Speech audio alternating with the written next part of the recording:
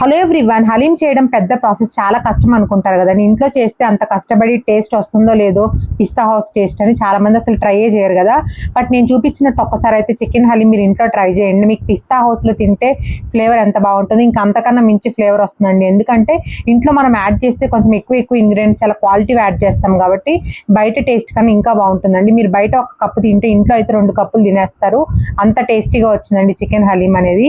ఈ చికెన్ హలీం నేను చేసింది అయితే అందరికీ చాలా బాగా నచ్చిందండి. అందరు ఫస్ట్ టైం చేసావా లేకపోతే నీకు అలవాటు ఉందని అడిగారండి. నిజం చెప్తున్నానండి, ఫస్ట్ టైం నేను ఈ చికెన్ హలీం చేయడం.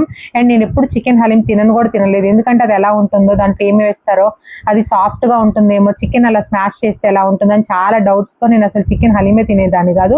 బట్ ఇయర్ మా వారైతే తిని ట్రై చేయని చెప్తే ట్రై చేశారండి. టేస్ట్ అయితే బాగుంది.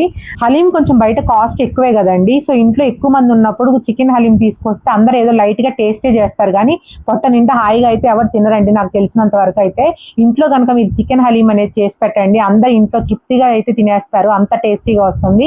ఎక్కడ డౌట్ పడకుండా ఒకసారి అయితే నేను చూపించినట్టు ఇలా చికెన్ హలీం అనేది ఇంట్లో ట్రై చేయండి. మీకు ఇంక వేరే రెస్టారెంట్స్ అవసరం లేదని మీరే అనుకుంటారండి, అంత టేస్టీగా వచ్చింది. ఇంతకీ చికెన్ హలీం నేను ఎలా చేశాను అయితే ఫుల్ వీడియో నా పేరు కింద లింక్ ఇచ్చానండి. ఆ లింక్ ప్రెస్ చేస్తే మీకు ఫుల్ వీడియో ఓపెన్ అవుతుంది. ఈ రెసిపీ రేపే మీరు ట్రై చేసి మీకు ఎలా కుదిరిందో అయితే మీ వాల్యూ ఫీడ్బ్యాక్ అనేది నా కామెంట్ బాక్స్ లో ఇవ్వడం మాత్రం మర్చిపోకండి. Take care, bye bye, see you next video.